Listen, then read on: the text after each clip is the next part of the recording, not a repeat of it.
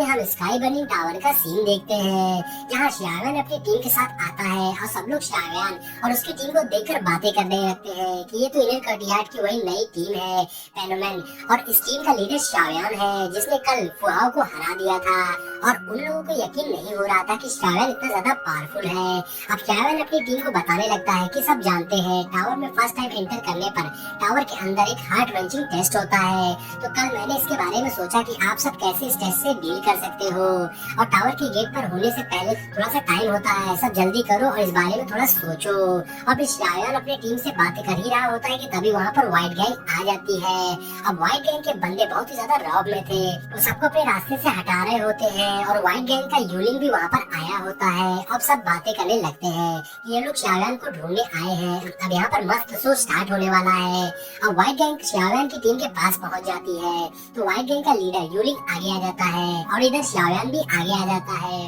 अब सब खामोशी से खड़े होते हैं और अब इधर यूलिंग श्यावन से कहता है तुम ही श्यावन हो, मैंने अक्सर बाइसन से तुम्हारा जिक्र होते हुए सुना है और आज तुम्हें देख भी लिया, ये तो काफी ज्यादा इम्प्रेसिव है। ये बोलते हुए यूलिंग श्यावन की ओर हाथ बढ़ाता है तो श्यावन भी यूलिंग से हाथ मिलाता है कि तभी यूलिंग श्यावन का हाथ दबा देता है। अब दोनों की बॉडी से ऑरा निकलने लगता है जिससे वहाँ तेज हवा चलने लगती है और वो ऑरा सबको महसूस होने लगता है कि तभी यूलिंग श्यावन पर पंच से अटैक कर देता है तो श्यावन भी उसका जवाब दे देता है। अब दोनों में पंच फाइट स्टार्ट हो जाती है कि तभी यूलिंग श्यावन पर अटैक करता है तो श्यावन भी उसे काउंटर करता है और दोनों की पावर्स टकराती है जिससे यूलिंग और श्यावन दोनों ही पीछे हो जाते हैं। अब नाओमी भी अपना हंटर निकाल लेती है और यूलिंग पर चीखते हुए कहती है तुम क्या कर रहे हो, तो यूलिंग हंसते हुए कहता है डोंट वरी, मैं तो बस श्यावन के साथ थोड़ा सा फन कर रहा था, इसमें इतना अजीब क्या है जो तुम लोग इतना ज्यादा परेशान हो रहे हो। अब नाओमी को गुस्सा आ जाता है और वो आगे बढ़ने लगती है लेकिन श्यावन फौरन उसे रोक देता है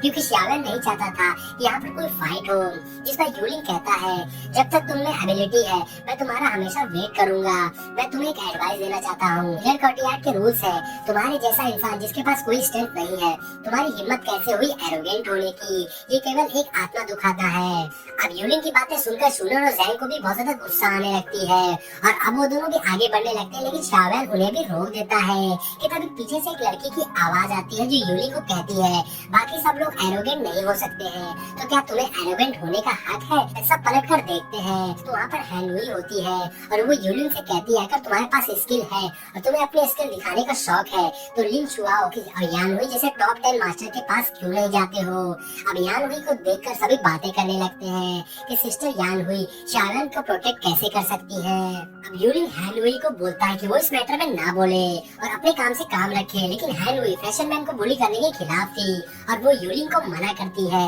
तो यूलिंग श्यावन से बोलता है इसका मतलब बाइशन ने जो कहा था वो बिल्कुल सही था, तुम लड़कियों का सहारा लेते हो, लेकिन उम्मीद है कि हाफ ईयर के बाद जब हमारी फाइटिंग का टाइम आएगा तो तुम किसी लड़की के पीछे नहीं छिपोगे। और उसके बाद यूलिंग अपने लोगों को लेकर वहाँ से जाने लगता है तो श्यावन भी यूलिंग को जवाब देता है हाफ ईयर के बाद मैं व्हाइट गैंग का नामो निशान मिटा दूंगा, लेकिन फिर यूलिंग कुछ नहीं बोलता और वहाँ से चला जाता है। फिर श्यावन हैंडुई के पास जाता है और उसे थैंक्स बोलता है दोबारा उसकी मदद करने के लिए और उसकी साइड से खड़े होने के लिए। फिर श्यावन बोलता है अगर फ्यूचर में हैंडुई को कोई भी जरूरत होगी तो श्यावन अपनी पूरी कोशिश करेगा उसकी मदद करने के लिए। कि तभी वहाँ पर टावर में बेल बजना शुरू हो जाती है, इसका मतलब टावर में प्रैक्टिस का टाइम हो जाता है। सभी लोग टावर के अंदर जाना शुरू कर देते हैं और ये देखकर हैंडुई श्यावन से बोलती है कि वो व्हाइट गैंग से केयरफुल रहे और उसके बाद हैंडुई भी अपने लोगों के साथ टावर के अंदर चली जाती है। जिसके बाद श्यावन भी अपनी टीम को टावर के अंदर चलने को कहता है और वो सभी लोग अंदर चले जाते हैं। अब नेक्स्ट सीन में हम देखते हैं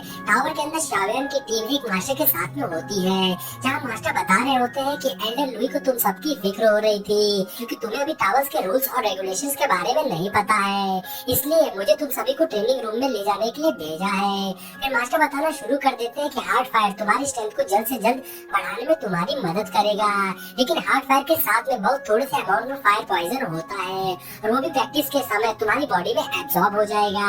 इसलिए तुम सभी को रूल्स को ध्यान से फॉलो करना होगा और तुम्हें कम से कम एक वीक तक इस फ्लोर पर प्रैक्टिस करनी होगी फायर पॉइजन को अडॉप्ट करने के लिए, जिसके बाद तुम नेक्स्ट लेवल पर जा सकते हो और तुम्हारी हार्ड फायर जितनी कम होगी तुम्हारी कंसंट्रेशन उतनी ज्यादा होगी और इसके साथ फायर पॉइजन भी स्ट्रॉन्ग होती चली जाएगी। और फिर मास्टर बताते हैं कि ये फायर पॉइजन फाइटिंग की के साथ नहीं मिलती है, ये बस उसी टाइम उसके साथ होती है। तो अच्छा यही होगा कि आप सभी आधे दिन तक प्रैक्टिस करें और उसके बाद रात में रेस्ट करने चले जाएं, फिर नेक्स्ट डे आकर वापस से अपनी प्रैक्टिस को स्टार्ट करें। और अगर आप एक ही बार में बहुत सारी प्रैक्टिस करेंगे तो बहुत सारी फायर पॉइजन जमा हो जाएगी, जिससे आपको सफर करना पड़ सकता है। अब शावन मास्टर को इतनी सारी जानकारी देने के लिए थैंक्स बोलता है। अब नेक्स्ट सीन में हम देखते हैं वो सभी लोग हार्ड फायर को एब्जॉर्ब करने के लिए बैठ जाते हैं, जहाँ शावन सबको रेडी होने को बोलता है और बोलता है हम देखते हैं हम में से कौन फर्स्ट प्रैक्टिस में एडवांस होता है। और वे सभी लोग एक एक करके अपने टोकन को अपने बगल स्टोन में लगा देते हैं और सभी लोग प्रैक्टिस स्टार्ट कर देते हैं कि तभी शावन देखता है टोकन में एक पॉइंट ब्लिंक होती है, जिसे शावन समझ जाता है ये एक दिन की प्रैक्टिस की कॉस्ट होगी। अब शावन भी प्रैक्टिस करने लगता है और उसके बाद हम देखते हैं वहाँ बीच में पड़े एक स्टोन से हार्ड फायर निकलती है जो सभी की बॉडी में जाना शुरू कर देती है और सभी लोग उसको एब्जॉर्ब करना शुरू कर देते हैं। और फिर वहाँ पर हमें एक वॉइस सुनाई देती है जो सभी को बता रही होती है कि हार्ड फायर तुम सभी की बॉडी में अपने आप जाने लगेगी और तुम्हें पेन होगा, लेकिन तुम्हें इससे लड़ना नहीं है,